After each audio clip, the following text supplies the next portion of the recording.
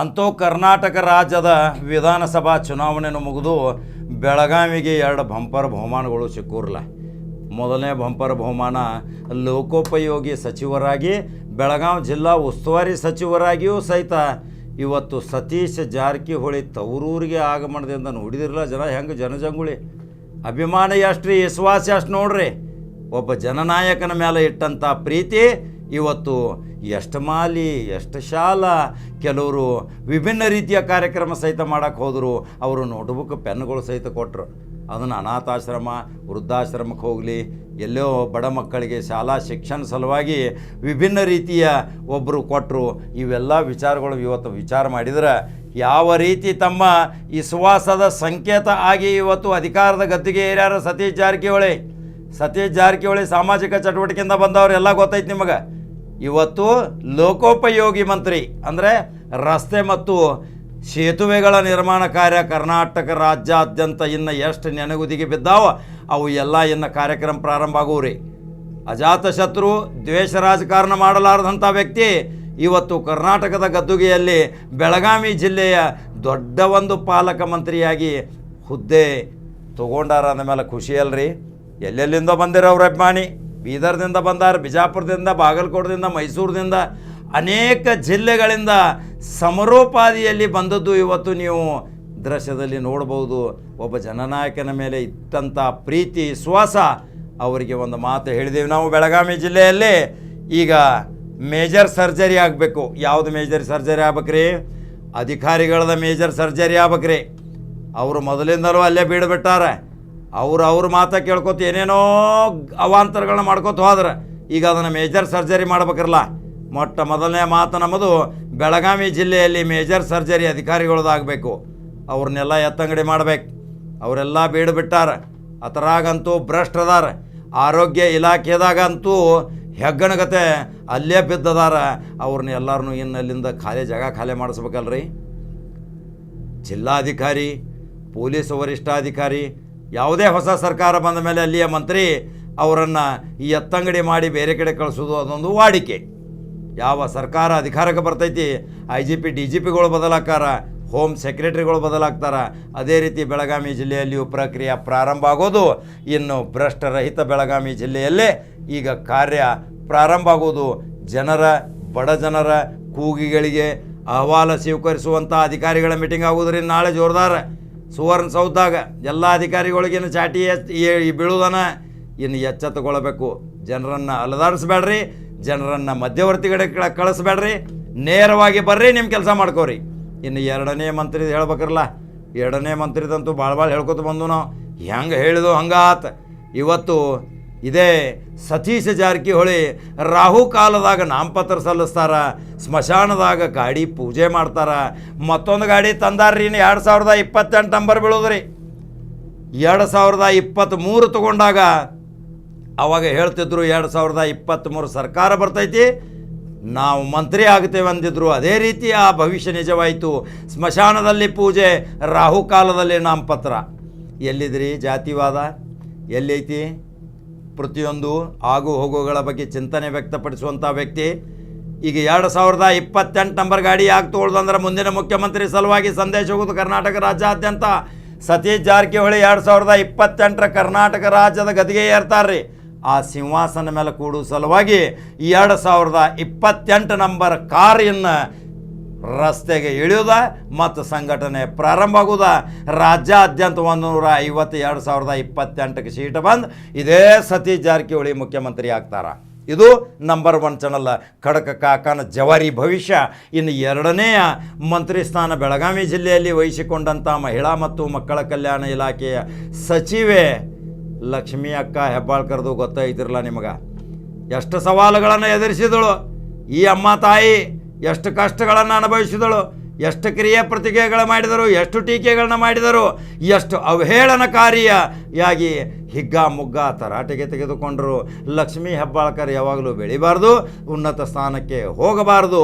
ಅವರದೇ ಇದ್ದಂಥ ಕೆಲವರು ಗುಂಪು ಸಹಿತ ಅವರನ್ನು ಜಗ್ಗಲಿಕ್ಕೆ ಪ್ರಯತ್ನ ಪಟ್ಟರೂ ಸಹಿತ ಈ ಮಹಾತಾಯಿ ಜಗ್ಗಲಿಲ್ಲ. ಅವಳಿಗೆ ನೇರವಾಗಿ ರಾಜ್ಯಪಾಲರ ಹತ್ತಿರ ಪ್ರಮಾಣ ವಚನ ತೆಗೆದುಕೊಂಡು ಇವತ್ತು ರಾಜ್ಯದ ಮಂತ್ರಿಯಾಗಿ ಬರ್ತಾಳಂದ್ರೆ ಎಷ್ಟು ಹಣೆಬರ ಇರ್ಬೇಕ್ರಿ. ನೋಡಿದಿರಿ ನೀವು.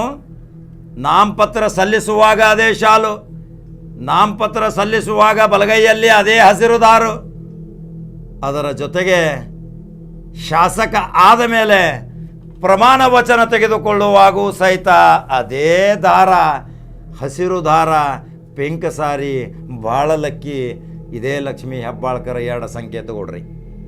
ಯಾವಾಗಲೂ ಆ ಶಾಲ ಬಿಡುಗಲ್ಲ, ತಮ್ಮನ ಕೊಳ್ಳೆಗೆ ಹೋಗ್ತೈತೆ. ಅಲ್ಲಿ MLC ಆದ, ತಾನು ಶಾಸಕಿಯಾಗಿ ಮಂತ್ರಿ ಆದಲು. ಪ್ರಮಾಣ ವಚನ ತೆಗೆದುಕೊಳ್ಳುವಾಗ ಅದೇ ಪಿಂಕ್ ಸಾರಿ, ಅದೇ ಹಸಿರು ದಾರ ಬಲಗೈಯಲ್ಲಿ. ಭಾಳ ಕೂಲಂಕುಷವಾಗಿ ನೋಡ್ರಿ, ಅದನ್ನು ಯಾರು ಕೊಟ್ಟಾರ ನಮಗೆ ಗೊತ್ತೈತಿ. ನಾ ಮುಂದಿನ ಸಲ ಹೇಳ್ತಾನೆ ಅದನ್ನು. ಯಾವಾಗ ಒಂದು ನಂಬಿಕೆ ಮತ್ತು ವಿಶ್ವಾಸ ಆರಾಧ ದೇವಿ ಸುಳೆಬಾವಿಯ ದೇವಿ ಲಕ್ಷ್ಮೀ ತಾಯಿಯ ಆಶೀರ್ವಾದದೊಂದಿಗೆ ಹಿರೇಬಾಗೇವಾಡಿಯ ದರ್ಗಾ ಮುಖ್ಯಸ್ಥರಿಂದಲೂ ಸಹಿತ ಆಶೀರ್ವಾದ ತೆಗೆದುಕೊಂಡು ಯಾವುದೇ ಜಾತಿ ಭೇದ ಮಾಡಲಾರದೆ ಶಿವಾಜಿ ಮಹಾರಾಜರ ಕೃಪಾಶೀರ್ವಾದದಿಂದ ಇವತ್ತು ಕ್ಯಾಬಿನೆಟ್ ದರ್ಜೆಯ ಉನ್ನತ ಸ್ಥಾನ ಮಂತ್ರಿ ಹೊಂತಾಳಂದ್ರೆ ಇದೇ ಲಕ್ಷ್ಮೀ ಹೆಬ್ಬಾಳ್ಕರ್ ಮುಂದೆ ಮುಖ್ಯಮಂತ್ರಿ ಆಗಿ ಬರ್ತಾಳಂತ ನಾವು ಹೇಳಿದ್ದೀವಿ. ಮಮತಾ ದೀದಿ ಅಂತಾರೆ, ಲಕ್ಷ್ಮೀ ದೀದಿ ಅಂತಾರೆ, ಜಯಲಲಿತಾ ದೀದಿ ಅಂತಾರೆ. ಇವೆಲ್ಲ ಮುಂದಿನ ಸೂಚನೆಗಳು. ಹೆಂಗೆ ಸ್ಟೆಪ್ಗಳು ಹತ್ಕೋತ ಹೋಗ್ತೀರಿ, ಹಂಗಂಗೆ ಮುಖ್ಯಮಂತ್ರಿ ಸ್ಥಾನ ಕೊನೆಯ ದಿನ ಸಿಂಹಾಸನ ಮೇಲೆ ಕೂಡಾಕ ಈ ಲಕ್ಷ್ಮೀ ಹೆಬ್ಬಾಳ್ಕರು ಸಹಿತ ಸಂಪೂರ್ಣ ಅರ್ಹತೆ ಹೊಂದ್ಯಾಳ. ಸಮಾಜ ಸೇವೆಯಿಂದ ಬಂದಾಳ, ಎಷ್ಟೊಂದು ಕಷ್ಟಗಳನ್ನು ಎದುರಿಸಿದಾಳ, ಎಷ್ಟೊಂದು ನಷ್ಟಗಳನ್ನು ಭರಿಸಿದಾಳ, ಎಷ್ಟೊಂದು ಹಾದಿ ಬೀದಿಯಲ್ಲಿಯೂ ಸಹಿತ ಏನೇನೋ ಮಾತಾಡಿದರೂ ಸಹಿತ ಎದೆ ಗೊಂದಲಿಲ್ಲ.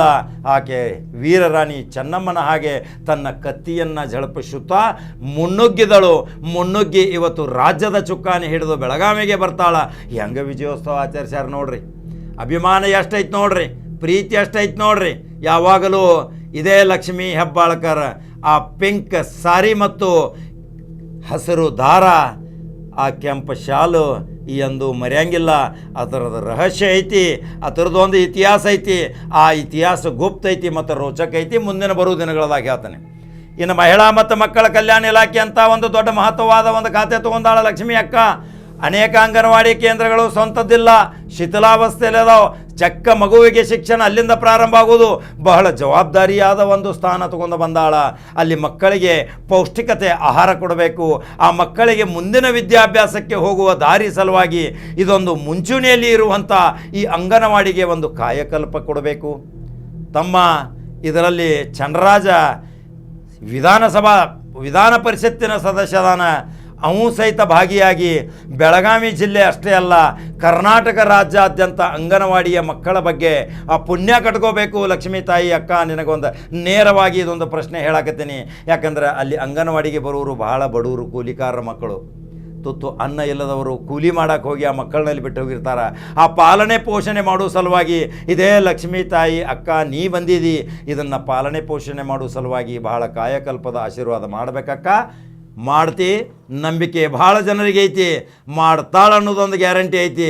ಇದೇ ಚಂದ್ರರಾಜ್ ಹಟ್ಟಿಹೊಳಿಯು ಸಹಿತ ಅಕ್ಕನ ಬೆನ್ನು ಹತ್ತಿ ಅನೇಕ ಸಾಮಾಜಿಕ ಚಟುವಟಿಕೆ ಮುಖಾಂತರ ಇದರ ಜೊತೆಗೆ ಏನು ಮರ್ನಾಲು ದೊಡ್ಡ ಹುದ್ದೆಗೆ ಹೋಗ್ತಾನಂತ ಹೇಳಿದ್ದು ನಾವು. ಅವು ಏನು ಲೋಕಸಭೆ ಪ್ರವೇಶ ಮಾಡೋ ಸಲ ತಯಾರಿ ಮಾಡಬೇಕು. ಪ್ರತಿಯೊಂದು 8 ಕ್ಷೇತ್ರದಲ್ಲಿ ಮೃನಾನ ನಾಳಿಂದ ಅಡ್ಡಾಡಬೇಕು, ಸಂಘಟನೆ ಮಾಡಬೇಕು. ಯುವಕದಾನ, ಸಣ್ಣ ವಯಸ್ಸಿನ ಹುಡುಗದಾನ, ಇನ್ನು ನಾವು ಲೋಕಸಭಾ ಪ್ರವೇಶ ಮಾಡ್ತಾನೆ. ಇಲ್ಲಿ ಸತೀಶ್ ಜಾರಕಿಹೊಳಿ ಮಗ ಮತ್ತು ಮಗಳು ಅದಾರ, ಅವರೂ ಪ್ರಯತ್ನ ಪಟ್ಟರೆ ಅವರು ಲೋಕಸಭೆ ಪ್ರವೇಶ ಮಾಡ್ತಾರೆ. ಇನ್ನು ಚಿಕ್ಕೋಡಿ ಮತ್ತು ಬೆಳಗಾವಿ ಲೋಕಸಭೆ ಎರಡೂ ಕಾಂಗ್ರೆಸ್ ಬುಟ್ಟಿಗೆ ಬೀಳ್ತಾವೆ ಅನ್ನೋದು ಇದೇ ಲಕ್ಷ್ಮೀ ಹೆಬ್ಬಾಳ್ಕರ್ ಸತೀಶ್ ಜಾರಕಿಹೊಳಿ ಬೆಳಗಾವಿ ಜಿಲ್ಲೆಯಲ್ಲಿ ಸಂಘಟನಾ ಶಕ್ತಿಯಾಗಿ ಅಡ್ಡಾಡಿದರೆ ಇದು ಗ್ಯಾರಂಟಿ ಆಗತೈತಿ. ಇದು ಇವರಿಬ್ಬರ ಸ್ಟೋರಿ.